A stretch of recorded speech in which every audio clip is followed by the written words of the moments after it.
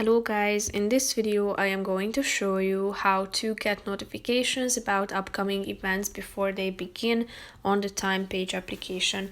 But first I just want to mention, don't forget to subscribe to my channel because at 10,000 subscribers I am going to show you my whole YouTube revenue statistics and growth strategy, how to make money online. So let's jump into it.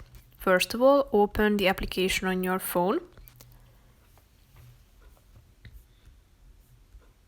Now swipe to the right side of the screen and click on Smart Alerts in the middle of the screen and tap on Upcoming, which is the last option.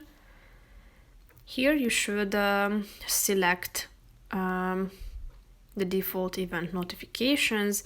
Here you can select when the event starts, so you need to select when would you like to get a notification, ranging from 5 minutes to 1 week. Click on the relevant one that you would like to choose, and after that, as you can see, there are all the event notifications, so you tap on the None button if you don't want to turn on this function.